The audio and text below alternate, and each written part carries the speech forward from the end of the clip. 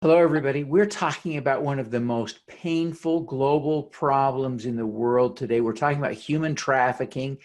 What a tragedy it is. And we're with Sherrie Caltagirone. She's the founder and executive director of the Global Emancipation Network. She's a nerd using data to end this scourge. So stick around. You don't want to miss this episode.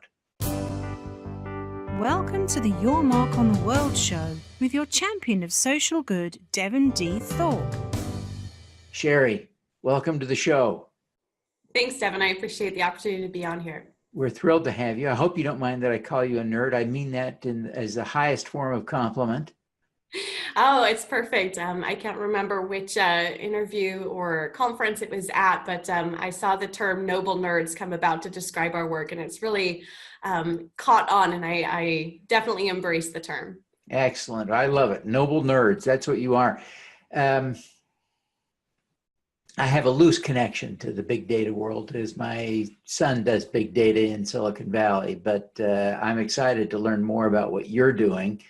I feel like I have from him gained just enough of a comprehension to be able to ask perhaps one or two good questions. We'll see if I pass that test, but let's just set the stage for a minute in terms of the problem. How many people may be victims of human trafficking right now? So that's a great place to start, and it points out one of the biggest problems that we actually have in this space. The data that we have been able to collect to this point is incredibly unreliable. It's not repeatable and it's not scalable. A lot of it comes from surveys, secondhand from other victims and that sort of thing. But the best efforts that we have done to date indicate that there's between 20 million and 45 million victims in slavery right now today. 2 points about that: 45 million is the same population as the country of Spain. So we're talking about a huge number of people then.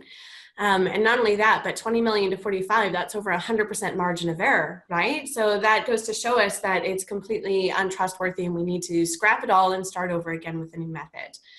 And then even to drill down a little bit more into those numbers then, probably the biggest tragedy about it then is that of those, 20 to 45 million, just last year, there were only about 100,000 victims identified. Fewer rescued, and that resulted in just a paltry percentage of convictions and prosecutions. So of even the traffickers who were brought into court on charges, only about 40% of them ended up behind bars as a result. So we have a major problem and a major gap that shows us that we've pursued a failing strategy until this point, and that's why we came up with the method that we use at Global Emancipation Network. So tell us about your strategy. How are you using data to track people? How does this all work? Well, more and more, we've seen that trafficking happens online. And when we think about it that way, that means that trafficking is a data problem. And that shows us that there's a potential data solution to the problem.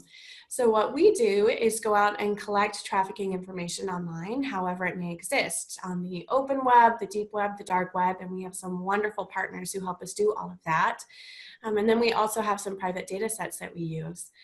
Once we have sort of this aggregated data, we're storing it in sort of this cloud storage, and then we work with our partners at Splunk then to produce sort of the analytics around it that help us connect the dots to identify not only just trends and information about trafficking as a whole, but really help us drill down into who the living heartbeats are behind the data.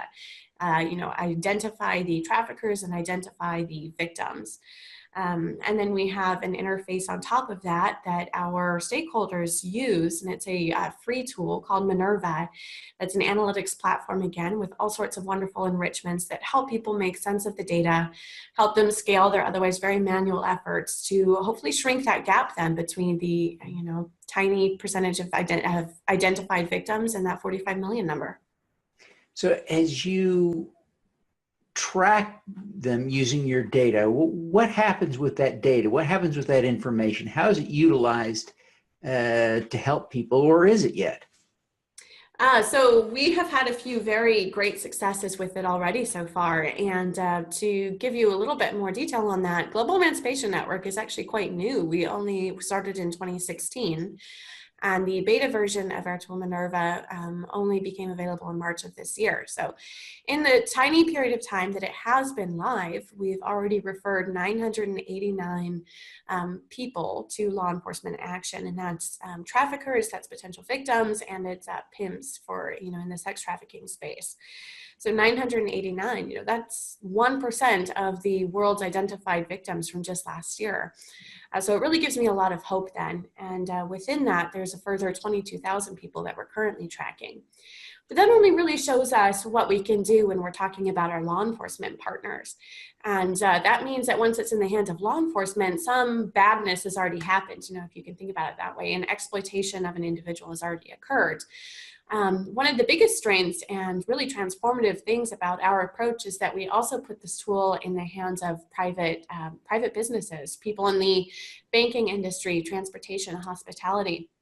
And that really pushes us further into a proactive space where we can begin to make decisions about how to disrupt an entire network, how to identify victims before they actually become a victim, in the recruitment stages or entrapment and that sort of thing. So, there's lots of different ways that we can take action on the data. And again, our point then is to create the tools that help empower our users to do their job more effectively, whatever that might look like for them. What are the key lessons you've learned about trafficking as you have been digging into this data? What are you seeing, especially what are you seeing that might not have been seen before? So there's a few different things that I would point out there.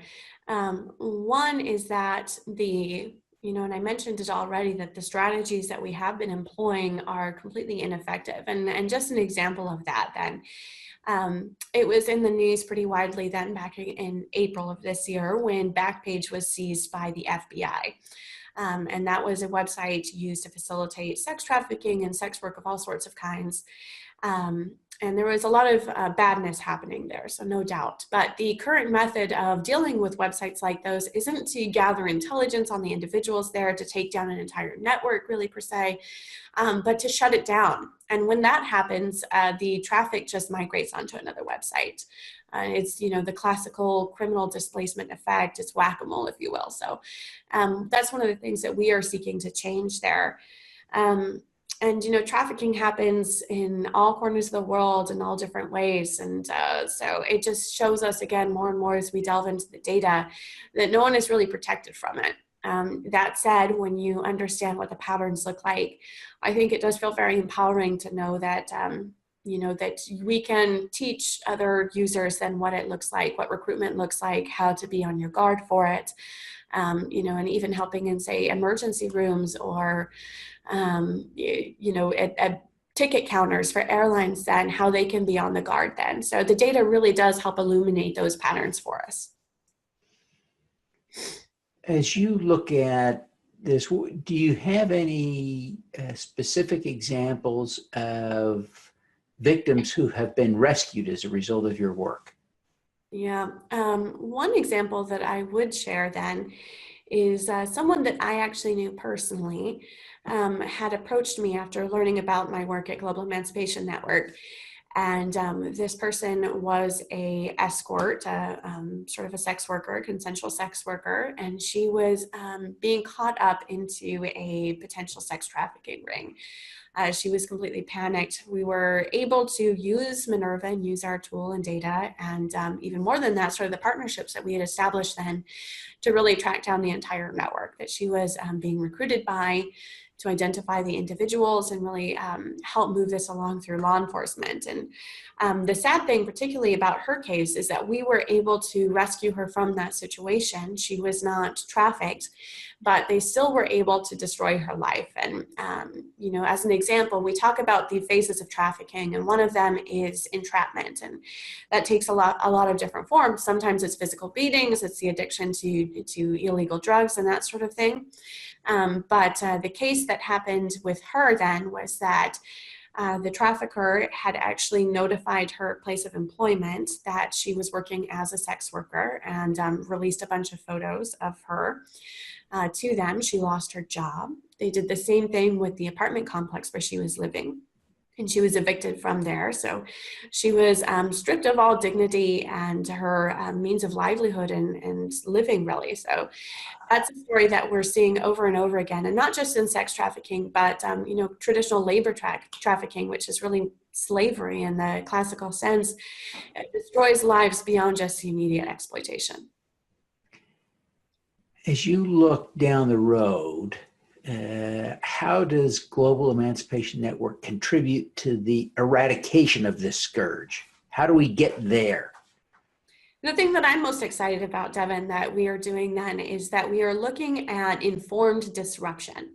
And when I say that, I mean, what is it that we can do really to take a bigger impact and a chunk out of those numbers that we've talked about. So, we have produced something that we call the human trafficking kill chain, which is sort of really furthering on a military method called the kill chain. And then Lockheed Martin sort of socialized it within the cyber intelligence point of view called the cyber kill chain.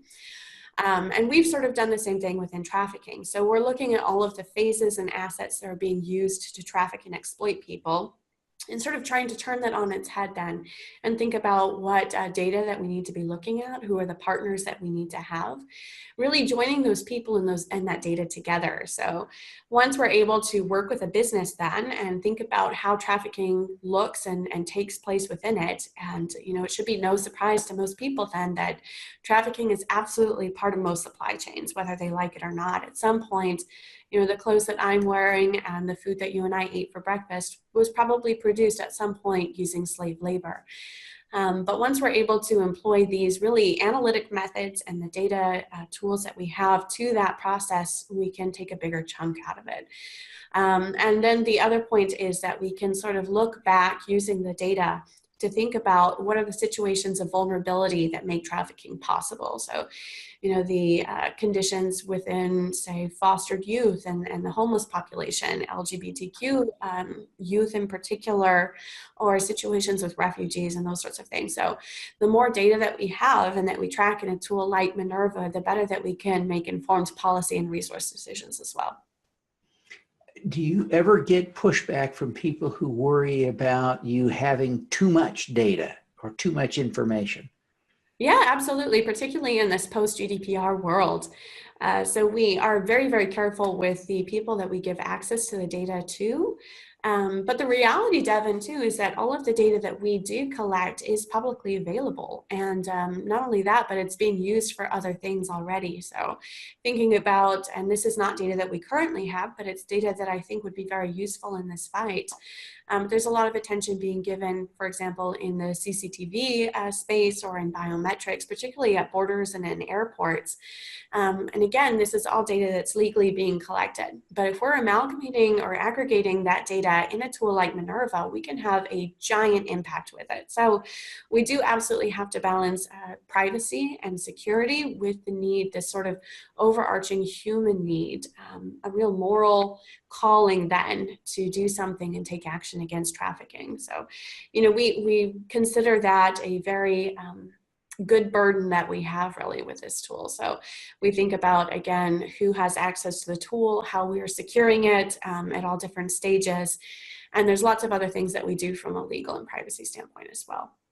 What are you most proud of having accomplished so far? So I think even beyond the numbers, and of course, that's really what encourages me on and helps me push through the difficult times, that say 989 number that I gave you. What I'm most encouraged about then is that the community, whether that's other NGOs or it's government agencies and law enforcement, they're beginning to talk about how to work together for deconfliction, and they're really talking about common sense legislation and data sharing and tech initiatives now.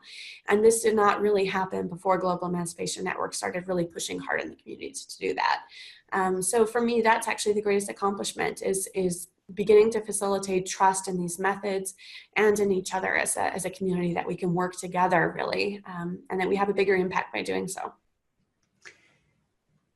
Sherrie, what's the most important lesson you've learned about entrepreneurship as you've undertaken this venture? So that's a really good one. And I think that you have to have a lot of passion in order to take on something like this, a big problem, because there will absolutely be stumbling blocks thrown in your way at all different times. And we are completely reliant, Devin, on our volunteers and by the tech community at large too. So our entire tool set, the tech stack, if you will, has been donated by our partners. And I think that I would encourage anyone who is particularly taking on a tech for good mission, or really any sort of nonprofit cause, then to really lean heavily on the corporate partners that make sense in their space, that their mission is really well aligned with their for-profit good initiatives then. So there are a lot of very willing people in the community who want to do good with what it is that they're doing. So whatever their day job is, whether it's writing articles or it's coding, there's some way that they can be employing those tools to all of our missions collectively. So that's what I would encourage people to do who are trying to learn here. Fantastic. Now,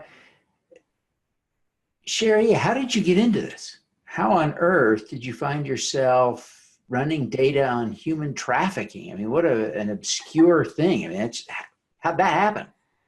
So I should probably be completely upfront. I am not a technologist at all, actually, Devin. So you and I are probably about on par there. And that speaks to my background, actually. So I began as an undergrad student then who took an internship at Johns Hopkins University, and they had a group called the Protection Project there.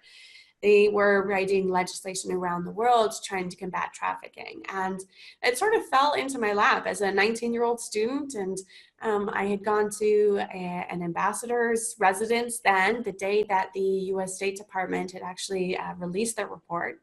The country that I went to go visit then, the ambassador, was very upset because his country was placed on the Tier 2 watch list. And just listening to that conversation, I was hooked for life. And I got to do some immensely rewarding work with them. And I later went on trying to drill down again, say, how can I measure my impact a little bit more? How can we take a bigger chunk out of this problem and understand it better? And I began volunteering for a rescue organization and sort of the Liam Neeson knock down the door sort of groups, and still doing sort of more policy work within them. And that's how I began to think about the tools that were available, particularly in the tech world, and then also in the intelligence communities, particularly here in the US, and just was completely exasperated that these tools that I knew existed weren't being employed in the fight against trafficking. So knowing that the problems that we really faced in the trafficking community, and that there were tools out there, I felt this really deep calling then to do something about it and to marry those two worlds together. So it's been my greatest privilege trying to do that through Global Emancipation Network. And I'm so excited to see what the next couple of years brings for us. No, fantastic. Sherrie, what's your superpower? I have a lot of different things. I actually have 4 kids who I homeschool, and on top of doing Global Emancipation Network. So I think that I'm able to do a lot with very little sleep and energy.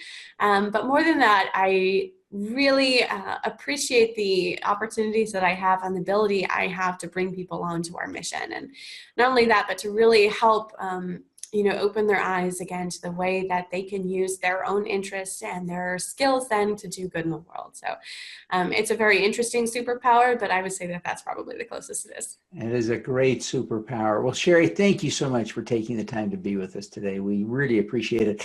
Before you go, and I know you're busy, would you take just a minute and tell people how they can learn more about the Global Emancipation Network and how they can connect with you personally? Absolutely. So we have social media pages as well, of course, on Facebook and on Twitter. You can follow us there, Global Emancipation. Our website, www.globalemancipation.ngo. You can read about our work there, things that we're doing in the news, as well as learn a little bit more and apply for access to our platform, Minerva there. Also through that is the opportunity to donate to the cause and to begin volunteering with us as well. So I hope that this speaks to some people who are out there listening and watching, and I hope I get to talk with you soon. Fantastic. Well, Sherrie, thank you so much for being with us today. We wish you every success in the great work that you're doing. Thank you, Devin. All righty. Let's do some good. Thank you for listening. Devin Thorpe's mission is to end extreme poverty, improve global health, and mitigate climate change before 2045 by finding and sharing the stories of those who are doing the most good. You can join with other listeners to accelerate Devin's mission by visiting helpdevin.org right now.